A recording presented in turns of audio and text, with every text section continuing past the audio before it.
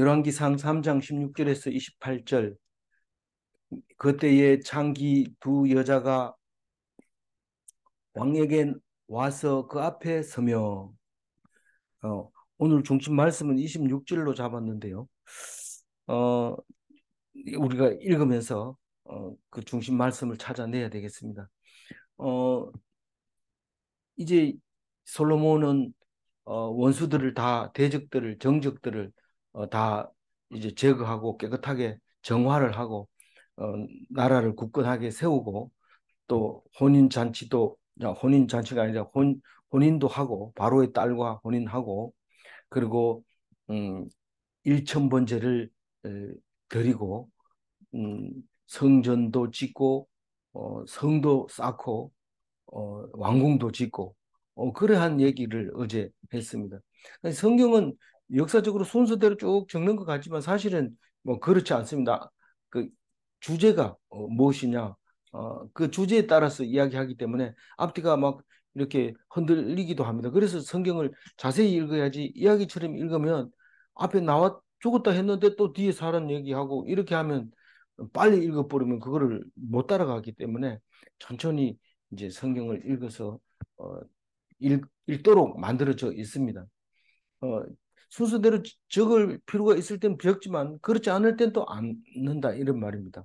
뭐 오늘은 순서하고는 관계가 없지만은 제일 먼저 지금 솔로몬이 지혜의 왕으로서 첫 번째 한 일에 대해서 이야기를 하고 있는데, 판결하는 거죠. 판결하는 거.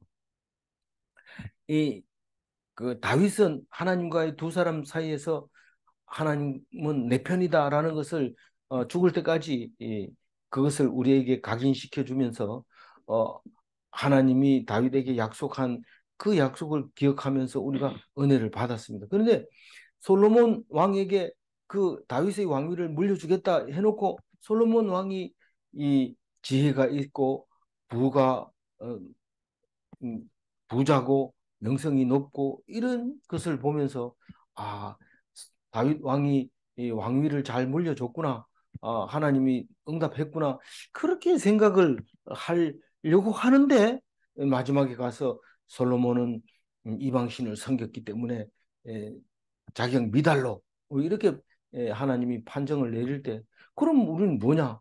그러면 그 천년 뒤에 예수님이 오셔서 완성시키는 다윗의 왕위는 이런 것이다라고 하면서, 다윗의 족속들의 이 왕위는 영원하다.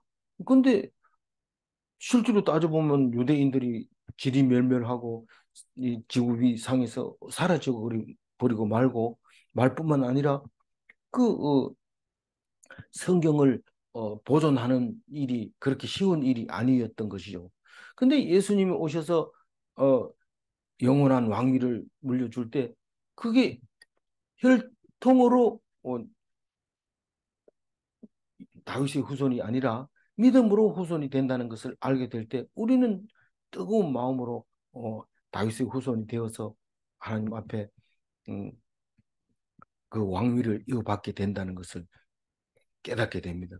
이런 생각을 한다는 것은 성경 아니고는 할 수 없는 생각이죠. 우리 생각에 아무리 머리 쓰고 똑똑하고 지혜가 좋다 하더라도 이런 생각을 할 수 있는 사람이 없습니다. 솔로몬은 아무리 지혜가 있다 하더라도 결국은 세상 지혜를 말하고 있는 것이지, 하나님의 지혜, 다시 말해서 예수님의 지혜는 없는 거죠. 그래서 예수님이 오셔서 우리에게 가르쳐 줄 때, 왕위는 솔로몬 같은 왕위를 갖되, 그러나 지혜는 솔로몬의 지혜가 아니라 예수님의 지혜, 말씀의 지혜를 가져야 된다. 그런 것을 우리에게 가르쳐 주고 있습니다. 말하고 있습니다. 그 오늘 이야기는 초등학교 교과서에도 나올 그 위인전에 대한 이야기, 이러면 솔로몬이 나오고, 위인전이 아니더라도 지혜에 대해서 이야기한다 이러면 솔로몬이 반드시 나와야 되는데, 이게 하나님이 우리에게 주신 귀한 선물이기도 하지만, 우리가 자세히 이 하나님 말씀을 읽어보면 우리는 점진적으로 나아가는 성경의 역사를 보면서 예수님이 오기까지에는 이런 사람이 반드시 중간에 있어야지 예수님을 설명할 수 있는 거지. 다윗도 없고 솔로몬도 없고 아브라함도 없고 모세도 없고 음, 음, 홍수가 나는 노아도 없고 에녹도 없고 이렇다 그러면 예수님을 설명할 길이 없습니다. 예수님은 기껏해야 우리하고 똑같이 살다 가는데 우리보다 훨씬 적게 살죠. 33살에 갑니다. 저는 66세인데도 아직 이제 말하고 있고 어, 성경을 보고 있는데 예수님은 33살에 갔는데 어쨌든 예수님도 사람으로 왔다가 가면서 우리는 그 속에서 하나님이 마무리를 짓는 점진적으로 와서 예수님을 딱 보내주고 가시는 그런 모습을 보면서 우리는 예수님의 모든 것의 마지막이다. 모든 것이면서 모든 것이 마지막이면서 모든 것의 시작이 알파와 오메가고 그래서 예수님 오직 예수님만 우리가 목숨을 걸 만한 그런 예수님이라는 거죠. 그래서 어, 그, 그 중에 지혜란 세상 지혜는 어떤 건가 하고 가르쳐 주는데 사실 오늘 이 재판은요 다 알기 때문에 일반 판사가 이런 말을 안 씁니다. 이건 트릭이라 해가지고 이렇게 하면은 난리가 납니다. 그리고 어, 이런 방법은 다시는 안 쓰지만 이때 당시에는 굉장히 중요한 이것을 꼭 성경에 기록하지 않으면 안 되는 그런 중요한 사건이기 때문에 이 말씀을 잘 묵상을 해놓으면 다른 게 이제 그 이해가 되지만 만약 이걸 묵상을 안 해놓으면 이런 방법을 쓰는 것을 아주 지혜롭게 지혜라고 생각하고 사용할 수가 있습니다. 그러나 그렇지 않다는 것을 오늘 이제 읽어보면 알 수 있습니다. 이, 이 솔로몬 시대에나 지금이나 여전히 이 몸을 파는 장기들은 있게 돼 있습니다. 사실은 그 장기라고 하는 것은 어, 생활 수준으로 보면은 제일 바닥입니다. 그 이하로 내려갈 수 없습니다. 그래서 우리는 막장이라는 말을 씁니다. 막장은 탄광에서 또 광산에서 쓰는 게 막장인데 이 단어인데 그건 굉장히 위험하고 그리고 거기에는 도덕이나 예의나 뭐 이런 게 없습니다. 물론 뭐 우리가 광산에 있을 때는 우리가 감독이기 때문에 광산에 굴 안에 딱 들어가면 사람들이 이 감독 모자를 딱 쓰고 들어가기 때문에 막장에서 일하던 사람들도 부동자서를 딱 써가지고 격리를 딱 합니다. 그게 법입니다. 만약에 안 그러면 딱 지명하고 나오면은 혼나죠. 그렇기 때문에 그런 규율이 있지만 그러나 막판에 들어가 가지고 누가 많이 석탄을 캐느냐 누가 많이 금을 캐느냐 여기에 달려 있지 거기에 무슨 예의가 도덕이 없습니다. 그래서 그걸 막장이라고 하는데 창기들은 막장 생활을 하고 있는 거죠. 어, 뭐 그러기 때문에 거기에 법이라든가 예의 같은 게 없는 겁니다. 이 두 여자 이러면은 창기 한 사람만 영업을 한다든가 이런 일은 거의 없습니다. 여럿이 모여 있게 되고 어, 또 고객은 또 이렇게 고르도록 되어 있기 때문에 여자들이 많습니다. 그런데 두 사람이 이제 문제가 발생을 했습니다. 그 남자는 없어요. 남자는 지금 없어요. 17절 읽어봅니다. 한 여자는 말하되 내 주여 나와 이 여자가 한 집에서 사는데 내가 그와 함께 집에 있으며 해산하였더니 이 남자 없이 한 여자들이 모여 사는 것은 어 그야말로 어, 바닥 인생들의 모여 사는 더 이상 바닥으로 갈 수 없는 그런 삶을 말하고 있는 겁니다. 근데 거기서 생기는 문제가 있으면은 참 딱하죠. 왜냐하면 오늘 말한 것처럼 아무도 없는 둘이 있는데 문제가 생기는 겁니다. 18절 읽어봅니다. 내가 내가 해산한 지 사흘 만에 이 여자도 해산하고 우리가 함께 있었고 우리 둘 외에는 집에 집에 다른 다른 사람이 사람이 없었나이다. 없었나이다. 사흘 만에라 이런 말은 뭐 동시에 애를 낳는 일은 거의 뭐 확률적으로 없다는 겁니다. 뭐 그래서 비슷한 때에 낳았다는 얘기를 하고 있습니다. 뭐 3일이 지나면 조금 얼굴이 달라질 수는 있지만 거의 비슷하죠. 비슷하지만 그 어, 자기 아가 먼저 넣고 이제 나중에 난 여자가 이제 3일 뒤에 낳은 거죠. 그러니까 이게 둘밖에 없었다. 이 말은 다른 사람은 영업하러 가고 이 두 사람은 출산 후에 산후조리를 위해 둘이 함께 숙소에 있었다고 봐야 되죠. 근데 그게 뭐 도와주는 사람이 없고 이러면은 이런 일이 생깁니다. 그냥 뭐 피곤하기도 하고 또 그리고 이 그, 살아가는데 힘드니까요. 이런 일이 생기는데 이게 유아 사망에 굉장한 그 역할을 하기도 하는 거죠. 우리 어렸을 때도 그런 얘기를 많이 들었거든요. 뭐 피곤해서 자다 보면 애가 눌리켜서 그런데 우리가 애들 키울 때도 잘못하면 돌아 놓으면 그 조그만 핏덩이 같은 건 그렇게 사망할 수 있습니다. 19절 읽어보면 그런데 밤에 저 여자가 그의 아들 위에 누움으로 그의 아들이 죽으니 20절 그가 밤중에 일어나서 이 여종 내가 잠든 사이에 내 아들을 내 곁에서 가져다가 자기의 품에 누이고 자기의 죽은 아들을 내 품에 뉘었나이다. 그게 먼저 난 애가 그 하는 경우에는 음, 잘 안 되지만 금방 나왔는데 그만 자기가 모르고 금방 죽이 뿌리면 뚜껑이 열리죠. 그러니까 그냥 비슷한 애를 바꿔치기 할 수도 있는 거죠. 근데 뭐 그거는 심리적으로 그런 거지. 뭐 그건 모릅니다. 어쨌든 상황이 지금 그렇다고 얘기를 하고 있습니다. 21절 읽어봅니다. 아침에 내가 내 아들을 젖먹이려고 일어나 본즉 죽었기로 내가 아침에 자세히 보니 내가 낳은 아들이 아니더이다 하네. 뭐 자기는 아무 생각도 없이 아기가 있겠지 하고 이렇게 딱 봤는데 죽어 있는데 보니까 자기 아들이 아니라 그래. 그게 이 사람이 오해를 할 수도 있고 저 사람이 오해할 수도 있지만 그거는 본인도 어떤 때는 모를 수도 있습니다. 사실상. 근데 요즘 같으면 이런 문제는 해결이 아주 쉽죠. 그냥 DNA 검사하면 되기 때문에 뭐 그거는 뭐 이야기거리도 안 됩니다. 그러나 우리는 현재도 여전히 이런 일을 이- 일어나고 있습니다. 이 일에 대해서는 그렇지만 비슷한 이야기들은 있습니다. 일일이 무슨 뭐 그렇게 할 수 없는 거니까요. DNA 검사한다든가 이렇게 할 수는 없는 거니까 이런 걸 보면 이런 일 할 수 있는데 22절 한번 읽어봅니다. 다른 여자는 이르되 아니라 산 것은 내 아들이요 죽은 것은 네 아들이라 하고 이 여자는 이르되 아니라 죽은 것은 내 아들이요 산 것이 내 아들이라 하며 왕 앞에서 그와 같이 쟁론하는지라. 우리가 이쯤에서 생각을 해볼 게 뭐냐 하면 이제 피고가 이제 능동적으로 지금 행위를 했는지 안 했는지는 모릅니다.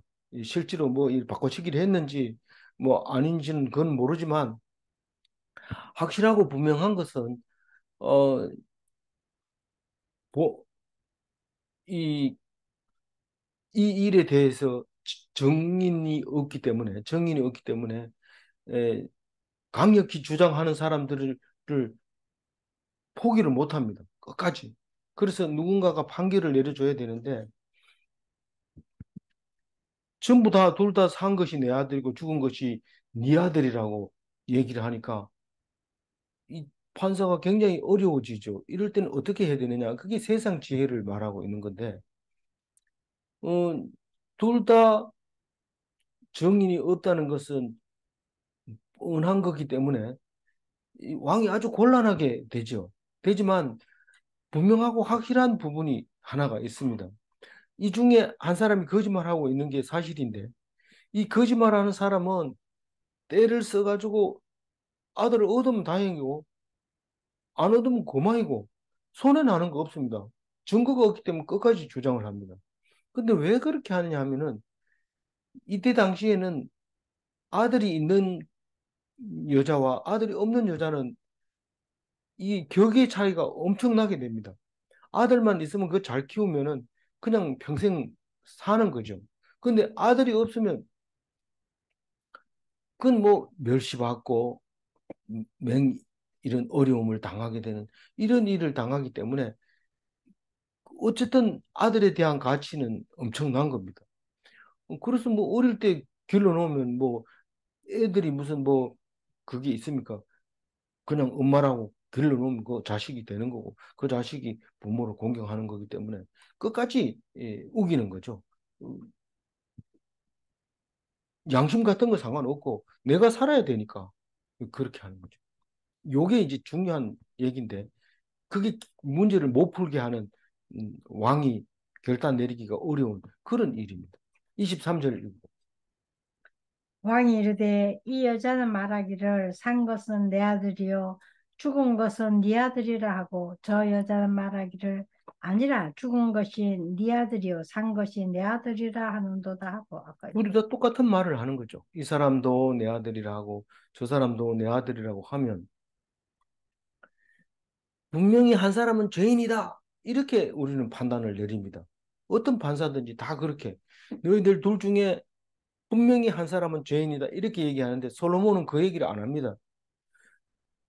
분명히 이 아이는 한 사람의 귀중한 아이다. 이런 판단을 내립니다. 아, 그게 그 말이 아닙니까? 이런데 이 지혜는 그런 데서 나오는 게 아니거든요. 이 죄인을 찾아내는 게 그 주 목적이긴 하지만 이 분별하는 것만 하면 되지 사람을 뭐 죄인으로 단정 짓기 위해서 이것을 하는 게 아니에요. 이 아이를 자기 엄마를 찾아주기 위해서 재판을 해야 되는 거기 때문에 이 말은 확실하게 알아야 돼요. 분명한 분명히 한 사람은 죄인이다 이렇게 말하지 않고 분명히 한 사람은 한 사람의 귀중한 아이다. 이 아이가 그러니까 아이를 보호해야 된다는 그런 뉘앙스를 가지고 있습니다. 이 이야기 스토리에 보면 24절 읽어봅니다. 또 또 이르되 이르되 칼을 내게로 가져오라 하니 칼을 왕 앞으로 가져온지라 이 칼을 가져오라 하는 것은 마치 포청천이 이 죄가 아주 엄하니까 계작들을 대령해라 이렇게 하는 것처럼 느껴집니다. 칼을 가져오라고 하니까 이 두 사람 다 움찔했을 겁니다. 어, 뭐 왕이니까 죽일 수도 있어요. 어떤 경우라도 왜냐하면 너희들 둘 중에 한 사람은 왕을 능욕하고 거짓말을 했다. 그러니까 죽어야 된다. 이렇게 칼을 가져와서 죽일 수도 있어요. 그럼 칼을 가져라 해놓고 표정을 딱 보고 겁먹은 사람이 이 아니냐 뭐 이런데 그것도 판단하기 어렵습니다. 그런데 이 엉뚱하게 지금 아이를 자르러 반으로 자르라는 겁니다. 근데 이거는 아무리 이 심리 수사를 한다 하더라도 심리를 수사를 해서 깜짝 놀라게 했고 입으로 그냥 자기도 모르게 고백하게 해가지고 어, 수사를 종결 짓는다 하더라도 지금 이런 방법을 쓰면 안 됩니다. 이거는 수사 방법 자체가 틀렸다고 또 이의를 제기할 수 있습니다. 그러나 옛날에는 이게 지금 가능할 수 있는 이야기죠. 25절에 읽어봅니다. 왕이 이르되 산 아이를 둘로 나누어 반은 이 여자에게 주고 반은 저 여자에게 주라. 근데 이 판결은 쉽게 내린 것 같지만 굉장히 이 순간 찰나를 잘 이용해야 돼. 시간을 놓쳐버리면 이렇게 판결을 내리려고 했던 것을 놓칠 수가 있습니다. 그러니까 아이를 반씩 나눠서 따로따로 줘라. 그 얘기는 사실은 바닥에 있는 사람은요. 특히 왕 같은 경우에는 이 밑에 바닥에 있는 이 막장 인생을 가까이 살아보지 않았기 때문에 심리를 잘 모릅니다. 만약에 똑같은 그 창녀라면은 또 조곤조곤 얘기하면 알아볼 수 있습니다. 뭐 어제 저녁에 뭐 음, 어떻게 잤느냐, 뭐몇 시에 잤느냐, 그때 왔다 간 사람이 누구냐, 뭐 이렇게 해서 조사할 수 있지만 이 재판에 그렇게 하게 되면 생활 자체가 계속 재판을 자체를 놓고 싸우다가 보리를 다 봅니다. 어떤 사람이 말하는 걸 계속해서 녹음해 보면 남을 비평하고 비판하고 따지고 옳고 그르고 이 얘기만 아침부터 저녁까지 계속 하다가 잠자리에 드는 사람이 있는가 하면 어떤 사람은 하나님께 찬양하고 기뻐하고 감사하고 영광 돌리고 기도하고 그렇게 하다가 잠자리에 드는 사람이 있는데 오늘 하루 하나님이 데리고 간다면 누가 잘 살았느냐? 이렇게 물어볼 때 우리는 뻔히 아는 얘기죠. 그래서 우리는 결국은 솔로몬 왕과 같은 이 지혜로운 왕이 있어야 되는 거예요. 아주 결말을 딱 선명하게 해줘야 됩니다. 그래서 그 자녀의 집착을 가지기 때문에 이런 문제가 생기는데 사실 자식 기르기도 쉽지 않아요. 어, 몇 억이 들어간다고 이렇게 얘기하는데 몇 억이 들어간다 하는 얘기도 자식에게 집착을 해서 그런 거고 또 안 낳으려고 하는 거 또 집착이고 그 자식에 대한 그게 집착인 거예요. 근데 이 사람들은 자식이 그 자체가 삶이니까 집착을 하는 거죠. 그런데 어떤 경우에 지금 우리가 살아오는 경우에도 보면 아이에게 집착을 하면 그 아이를 데리고 갑니다. 진짜 가슴 아픈 얘기지만 그거 함부로 얘기하지 마세요. 이렇게 얘기할지도 모르지만 집착하면 데리고 갑니다. 하나님. 내가 하나님께 순종하면서 살아야 되지. 그 아이를 어떻게든지 훌륭하게 키워서 내가 보란 듯이 사람들에게 복이면서 살아가겠다. 이렇게 하면 데리고 갑니다. 그래서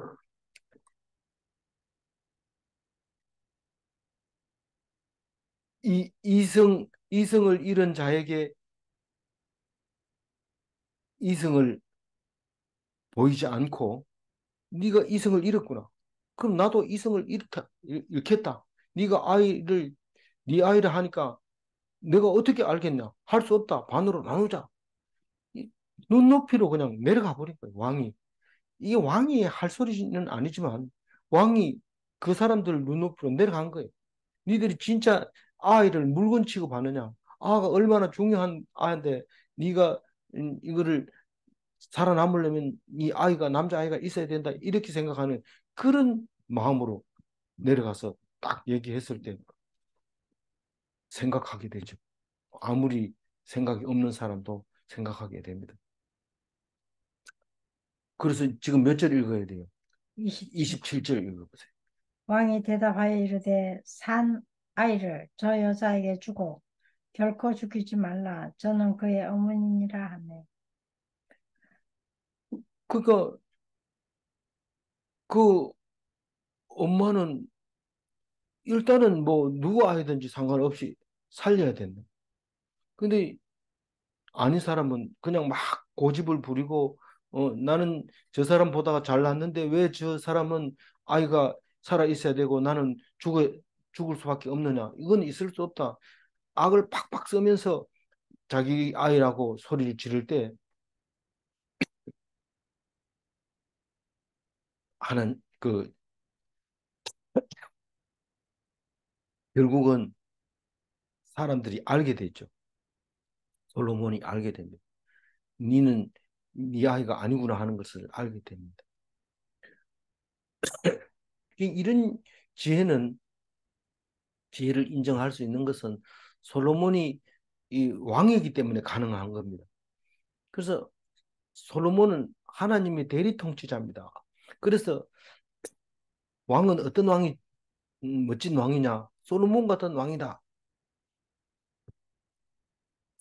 왕의 모델이죠. 이 다윗이 못한 것을 솔로몬이 한 겁니다. 이 사람을 분별하는 능력은 다윗은 모르고 하나님께만 매달려서 살아남은 사람이고 솔로몬은 사람이 어떤 생각을 하고 있는지 어떻게 살아가려고 하고 있는지 다 압니다. 그게 잠언서를 쓰게 되고 시편, 잠언 또 뭡니까? 어, 전도서, 아가서 이렇게 쓸 수 있는 것은 지혜 때문에 세상 지혜 때문에 쓸 수 있는 거죠. 그래서 딱 판단을 내릴 때 28절 마지막 절입니다. 읽어봅니다. 온 이스라엘이 왕이 심리하여 판결함을 듣고 왕을 두려워하였으니 이는 이는 하나님의 하나님의 지혜가 지혜가 그의 그의 속에 속에 있어 있어 판결함을 판결함을 봄이더라. 봄이더라. 또 온 이스라엘 사람들이 왕을 두려워해요. 아, 이거 아무리 거짓말해도 안 되겠구나. 이 속이 다 들여다 보이는구나. 그래서 백성들이 착한 마음을 가지게 됐다는 겁니다. 이게 하나님이 주신 지혜인데 그게 세상 지혜죠.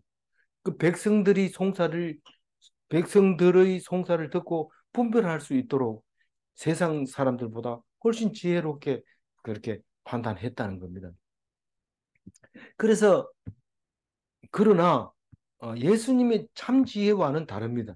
예수님의 참 지혜는 자기가 세상 사람들을 잃는 게 아니라 하나님의 말씀을 듣고 하나님 말씀을 알고 순종하는 것이 참 지혜라는 것을 우리는 잘 알고 있습니다. 우리는 툭하면 사람의 심리를 공부하고 심리학을 가르치고 그렇게 합니다. 그게 솔로몬의 지혜죠. 그러나 예수님은 심리학 위에 있는 그런 그 어, 지혜가 예수님의 지혜, 하나님의 지혜. 우리는 그 지혜를 위해서 날마다 말씀을 묵상하고 있는 것이죠. 오늘 26절 하반절 이야기를 한번 읽고 마무리를 하도록 하겠습니다. 다른 여자는 말하기를 내 것도 되게 말고 네 것도 되게 말고 나누게 하라 하는지라. 오늘 그걸 보면 이기심은 자기를 부끄럽게 만든다 하는 결론을 얻을 수 있습니다. 뭐 이 사람이 거짓말을 했다고 죽이지는 않지만 아주 부끄럽게 하고 그 적어도 창기 이 세계에서도 밀려나는 그런 어, 바닥이지만 그보다 더 낮아지는 그런 부끄러움을 당하게 되는 것을 볼 수 있습니다. 하나님이 주신 것에 감사하면 좋은 것으로 더 주십니다. 이 감사하고 기뻐하고 이러면 더 좋은 걸 주지만 불평하고 불만하고 있으면 그것도 빼앗아 간다는 얘기를 성경은 수없이 얘기하고 있는 것이죠. 문제 1번. 이기심은 자기에게 이롭지 못하는가? 이기심은 자기를 이롭게 하기 위해서 그런데 그 이기심이 자기를 이롭지 못하다고 말하는 것은 앞뒤가 맞지 않는 얘기지만 내가 노력한다고 해서 되는 게 아닙니다. 하나님께 맡길 때 이롭게 되는 겁니다. 문제 2번. 남을 위해서 일하면 그곳은 천국인가? 남을 위해서 일하면 그게 일이 잘 풀려갑니다. 서로 밥을 떠먹여주면 되지만 이 자기 걸 먹으려고 하다 보면 싸움이 일어나고 이 죽음을 당하기도 하고 그렇게 하는 거죠. 아무쪼록 오늘 말씀을 듣고 나는 어떤 사람인가? 당연히 음, 남의 애를 내 거라고 말하는 사람과 같은 사람이죠. 어, 아무도 모른다고 생각하고 있는 거죠. 그리고 어, 죽여라, 반 나눠라 이렇게 한다는 것은 법대로 해라는 거죠. 법대로 해라는 거. 우리는 그렇게 살아가는 것보다는 하나님의 은혜로 감사하며 살아가는 것이 더 그 풍성한 삶을 살 수 있다는 겁니다. 바닥 인생이라 하더라도 풍성한 삶을 살 수 있습니다. 그런데도 우리는 나를 위해서 막 나가는 거예요. 막 나가는 거예요.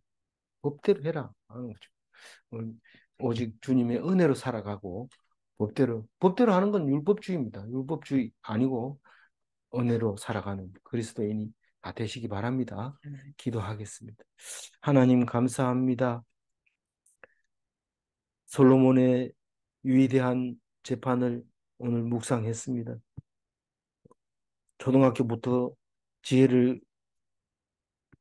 지혜의 모델로 가르쳐 주신 이 솔로몬은 심리적으로 사람을 연구하라 하게 만들었고 우리는 심리학이 발달하게 됐습니다. 그러나 그 무엇보다도 예수님께서 모든 죄인에게 이렇게 살아야 한다 가르쳐 주시면서 그것이 사는 길이라고 십자가를 보여주실 때 그 십자가의 보혈의 피만 우리에게 영광이 되고 영생이 되게 하는 것을 감사합니다. 오늘 또 십자가를 바라보며 기쁜 하루, 감사하는 이로 하루, 기도하는 하루가 되게 하여 주옵소서. 감사드리옵고 우리 주 예수 그리스도 이름으로 기도 올리옵나이다. 아멘.